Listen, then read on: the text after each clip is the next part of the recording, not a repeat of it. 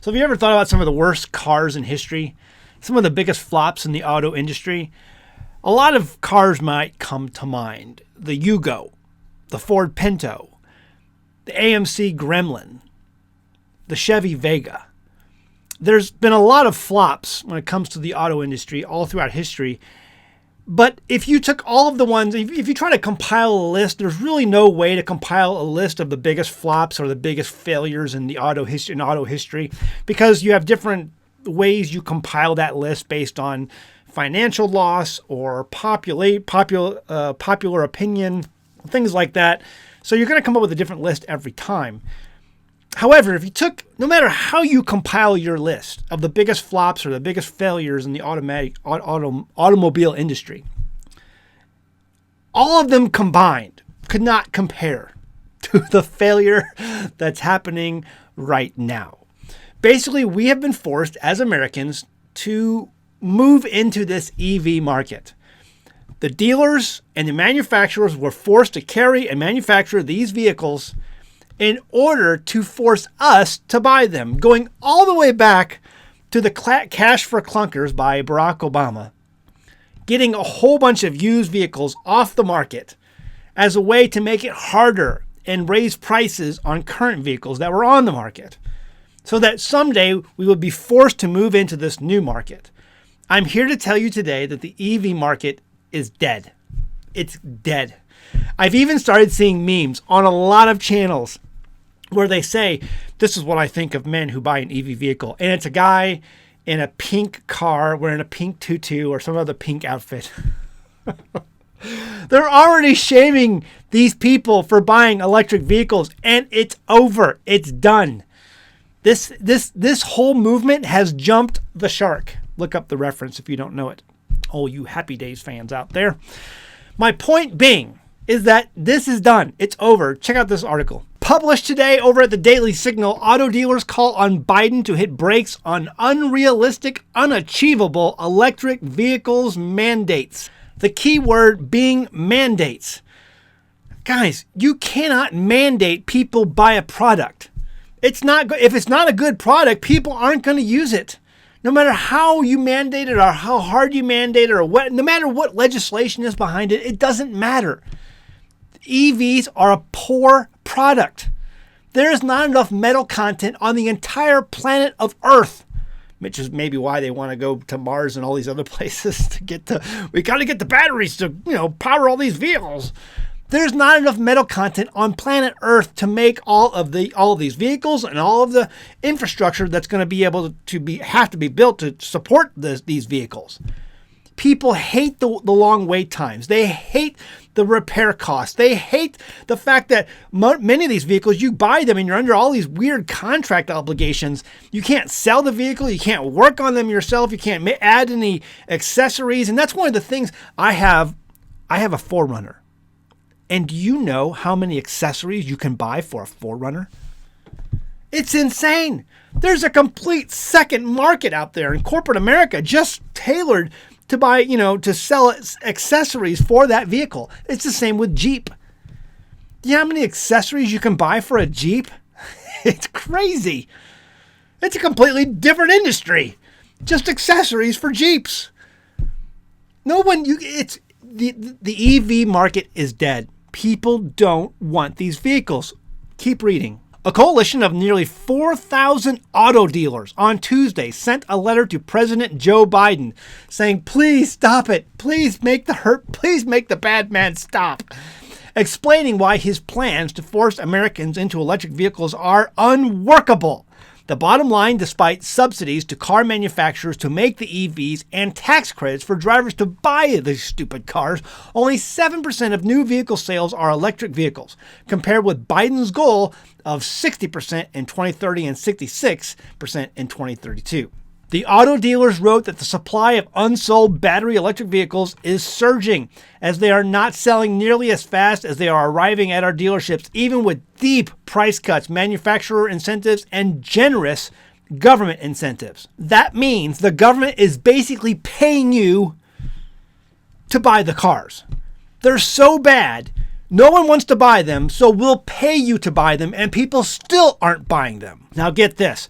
Their letter follows the announcement last month from GM and Ford that they are cutting back on projections of EV sales and lowering production targets for the cars and batteries because Americans prefer to buy other cars. No. That's the wrong word right there.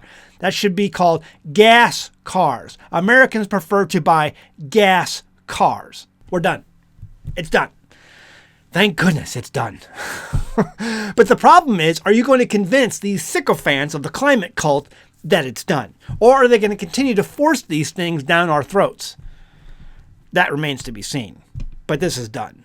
Now, about a year ago, I made a video that car prices, vehicle prices, especially truck prices, are going to nosedive at some point. And the reason for that is because so many people with the stimmies bought these vehicles, didn't pay on them, and the banks refused to repo them because they didn't want to have to put that giant L on their books. Okay, and so instead of putting that giant L on their books, they basically let you get behind and even further behind and even further behind on your payments, a month, 60 days, 90 days, 6 months. And finally, they were like, okay, I guess we're going to have to start repoing these. And I told you that repo dealers or repo companies were buying lots more repo trucks. They were buying acres of land to put all of these new repos they knew were going to be coming because they knew there were so many people with outstanding balances on their vehicles. And so that, the repo apocalypse has started happening. And so now the prices are coming down on all these vehicles. And Lucky Lopez, who I mentioned in that video a while back, about a year ago, just did a video the other day talking about how much these prices have come down on these trucks, and especially the EVs. Nobody's buying them. There was, I'll let you watch the video. You can look up Lucky Lopez. He's a dealership in Las Vegas, because if you're in Las Vegas, you got to be called Lucky. And so he talks about the amount of money these things are nosediving, and sometimes it's by the tens of thousands of dollars that these vehicles are coming down in. And it hasn't stopped yet. It's going to continue to happen because you can't charge, like some of these prices they were paying were $60,000, $70,000 for a vehicle. That was the MSRP, and some people were paying $20,000 and $30,000 above MSRP. That's like literally insane. And some of these were for the electric vehicles, and he even points out that a lot of these electric vehicle contracts, you could not sell the vehicle because people were buying these things, getting on the list of these things, hoping to flip them. Excuse me. You can't flip these because they're tailored to your Google accounts, your internet IDs, your iRetina scans, and all these other crazy things so that the government can keep tabs on you. So you're signing contracts that forced you to be unable to flip these things at least for a year. And so people are like, I'm done with this. I'm not buying these things. The ones people they did buy, they can't sell them. They can't trade them in because they're underwater. They're so underwater with these things. The dealers are like, I'm not taking that thing. No way. You bought it for $125,000. It's selling for $70,000 now, and I can't even sell them. It's crazy out there. The prices are going to come down. We're going to come back down to earth on our vehicles. Thank goodness. We can never let another president do something like Barack Obama did with these cash for clunkers. He took a large chunk of the market out, and all it did was raise prices for everybody. And people just didn't even blink. We realize the damage now, but back then we had no idea what he was doing. And what could somewhat be a related topic, nobody wants U.S. Treasury bonds. Now, Southern Prepper One, who I know a lot of you guys watch his channel over there, he talked about a guy who emailed him, an insider from the banks, and again, it's an insider, so take that as it is, and talking about how December 15th is approaching, and that's going to be a huge test for our Treasury market and our bond market, and there could be some bad things that happen with Deutsche Bank and that toppling possibly in the Bank of Japan. Anyway, all that to say, there's some rough waters ahead for our Treasury market here in the United States. So it says nobody's buying U.S. Treasury bonds. Once a symbol of America's economic might and accepted as a global coin of the realm, they have fallen badly out of favor with serious consequences for taxpayers, investors, and financial markets. Elementary economic forces, too much supply and not enough demand, have collided to create the worst stretch for U.S. government bonds since the Civil War. The government keeps borrowing, it means printing, to cover its budget deficits, while once reliable buyers of that debt, both at home and abroad, have pulled back. It's inevitable. It's a mathematical certainty at this point. Are you being prepared? Are you getting ready? Food stores, preps, canned goods, whatever, medical supplies. You've got to do something. Your times, the heydays are over. We are going to see the days that our great-great-grandparents saw in the 1930s. We're going to know hardship. We're going to know hunger. We're going to know heartache and pain. Because usually when these things happen, war comes too. Just the biggest prep that you can really do when it comes to things like this, besides having your spiritual life in order, okay, I get that. I'm there. We got that. Good.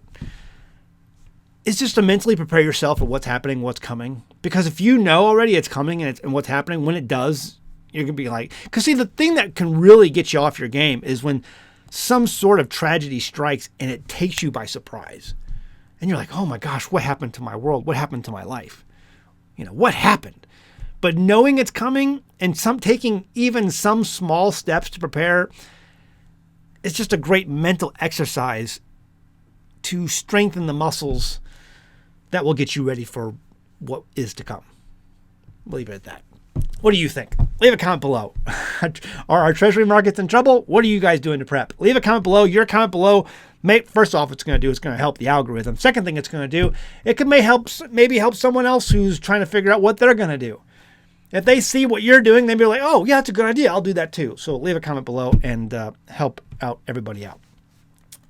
This video today is sponsored by The Perfect Pickler. You can get your vegetable fermenting kits over at theperfectpickler.com. You go to those health food store, natural grocers, and all these other places, and Whole Foods, and they have this little section where these little bottles of probiotics they keep in the refrigerated section. You don't need to buy those. Those are expensive anyway. Perfectpickler.com. Make your own probiotics at home. It's an easy system. Load it, lock it, leave it. There you go. Perfectpickler.com. This is the master kit. They are in stock now. See you next time at the Homestead. Bah! 2023 is almost over, and a recent Bloomberg article states that the central bank gold buying binge around the world is bigger than anyone previously thought. And in mid-November of 2023, the Dutch central bank admits that it is ready for a new gold standard, having equalized all of its gold reserves relative to its GDP. Like it or not, everyone in the world's banking sectors understands that the U.S. reserve currency status is going to fail. The U.S. dollar today is not backed up by anything of value, and that now includes oil. In fact, our national debt is now larger than our entire GDP. Just the interest alone on our debt is larger than our entire military budget, and it's only getting bigger. Congress won't stop spending money, and the Fed won't stop printing money. The smart money around the world is moving to gold and silver, and you can too. AmericanGoldEscape.com can help. If you have money and cash reserves banked away, or if you have savings in a 401k or IRA, and you want to move that money to physical gold and silver, AmericanGoldEscape.com will begin that process for you. This company has an A+ rating with the Better Business Bureau and will answer any questions you have about safeguarding your wealth. Time is running out. Do not wait any longer to visit AmericanGoldEscape.com. Link is in the description below.